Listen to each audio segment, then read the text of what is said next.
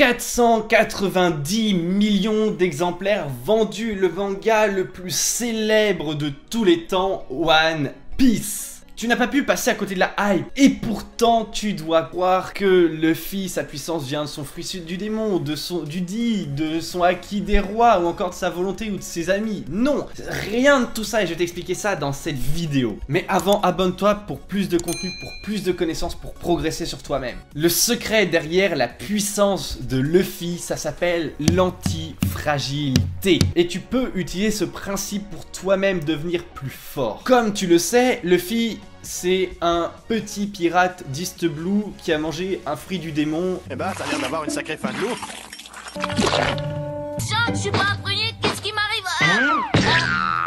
Il rêve de devenir le roi des pirates. Mais le problème, c'est que East Blue, c'est une mer plutôt calme, que le fruit du démon de Luffy fait partie des fruits du démon les plus pourris, le fruit du Gum-Gum en l'occurrence. Mais malgré tout, Luffy décide d'aller affronter le monde, d'aller affronter les plus grands pirates sur Grand Line, d'aller dans le nouveau monde, de voir jusqu'à affronter les Shichibukai, voir les Yonko. Et en l'occurrence, au cours du temps, sa puissance va juste exploser d'un toute petite prime à une énorme prime recherchée, d'ailleurs appelé le 5e Yonko. Face à des ennemis redoutables, il est très mal parti. Il va donc devoir utiliser l'antifragilité pour devenir plus puissant. Mais en quoi consiste l'antifragilité? En fait, l'antifragilité, c'est le contraire de la fragilité. Qu'est-ce que la fragilité donc? La fragilité, c'est le fait de, face à une épreuve, de devenir de plus en plus faible. Tout simplement, tu manges une pomme pourrie, tu tombes malade, donc tu es plus faible. On pourrait penser que son opposé, ça va être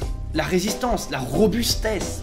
Donc d'être capable de résister à cette pomme. Mais en fait, non, parce qu'on est juste résistant, on tient face à cette pomme, mais on ne devient pas plus puissant. Et en fait, devenir plus puissant face à l'adversité, face aux épreuves de la vie, ça s'appelle l'antifragilité. C'est-à-dire que tu bouffes cette pomme qui est littéralement dégueulasse, qui est littéralement pourrie, qui t'empoisonne, et ton corps devient plus puissant. C'est-à-dire que la prochaine fois que tu es exposé à ce poison, tu seras plus fort face et ça te fera quasiment aucun effet. D'ailleurs, au Japon, ça a donné un nom à un art extrêmement spécial, ça s'appelle le kintsugi, qui consiste à réparer des pots avec de l'or. C'est-à-dire qu'on a un pot qui est pas forcément ouf, qui finit par être cassé, et on va le réparer avec de l'or, c'est-à-dire qu'il va avoir encore plus de valeur que ce qu'il était avant. Il est antifragile ce pot. Et bien c'est la même chose qui va toucher Luffy. Ça devrait même te rappeler une citation de Nietzsche qui vient du Crépuscule des idoles en 1888. Ce qui ne te tue pas te rend plus fort. Et bien c'est ça l'antifragilité, c'est ça la puissance de Luffy. Pourquoi Luffy est-il antifragile? Premièrement, on l'a vu au cours de son histoire, il va affronter des ennemis de plus en plus puissants. Et lui-même devient plus puissant au fur et à mesure. D'abord, là où on va le remarquer le plus vite, ça va être à Enies Lobby. Pourquoi? Parce qu'il va développer le Gear Second et le Gear Third. Quoi? On dirait que ses mouvements sont plus rapides. En fin de compte, je suis content d'avoir croisé votre chemin. Parce que c'est terminé. Maintenant, je ne perdrai plus aucun de mes amis. Un scipion.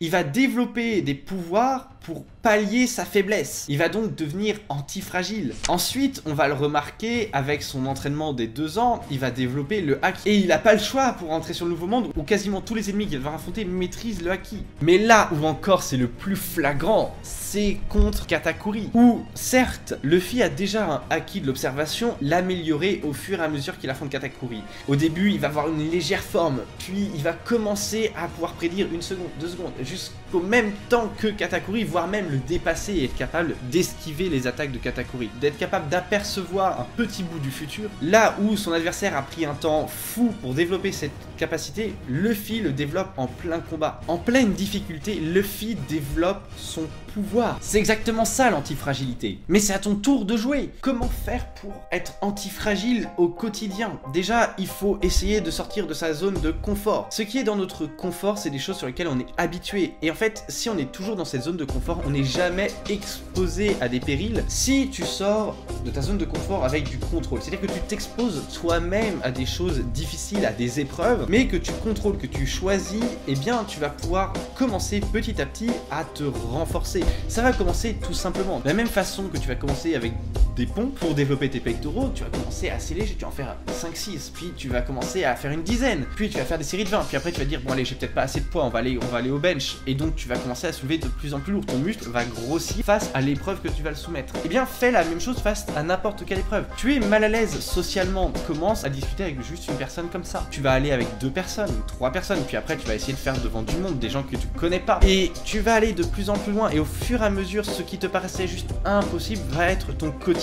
Mais si tu restes dans ta zone de confort, eh bien il y a un moment ou un autre, parce que la vie te rattrapera toujours, tu vas devoir faire face à cette épreuve. Sauf que cette fois tu seras pas préparé et tu seras faible, tu seras fragile et ça va littéralement te briser. Dès qu'une situation sera désagréable, eh bien faudra voir ce qu'elle peut t'apporter. Aller au-delà et chercher à te dire tiens, ok, là je suis blessé actuellement, qu'est-ce que j'apprends de cette blessure ? Comment je peux progresser de ça? Par exemple, il y a plein d'exemples possibles. L'antifragilité, ça s'applique sur tout. C'est juste génial. Et plus tu pratiques l'antifragilité, plus tu vas être capable de généraliser à des choses dans la vie de tous les jours. Là où les autres vont se fragiliser, vont rester dans des safe space, vont rester dans des groupes sur lesquels tout le monde est d'accord avec eux, où ils vont jamais sortir face à la difficulté. Ces personnes-là vont se fragiliser. Où les personnes ont l'habitude un petit peu de toucher le bord de leur zone de confort, sont assez fortes mentalement, elles vont résister, tu vois, elles vont dépenser leur énergie inutilement parce qu'en fait elles vont rien y gagner à faire ça. Et bien toi tu vas te renforcer, tu vas devenir plus puissant. Il te reste plus qu'une chose à faire, pratiquer cette antifragilité au quotidien, bouffer cette pomme pourrie, pratiquer du sport, aller au devant des inconnus. À chaque fois que tu as peur, c'est un excellent signe car c'est là qu'il y a probablement une fragilité chez toi et donc que tu vas affronter et y aller petit à petit. Vas-y tranquillement, mais fais-le. Il te reste plus qu'à pratiquer cette antifragilité et à t'abonner à cette chaîne, à cliquer sur la cloche. Et on va pouvoir se retrouver dans une prochaine vidéo avec un énorme contenu. Allez, ciao!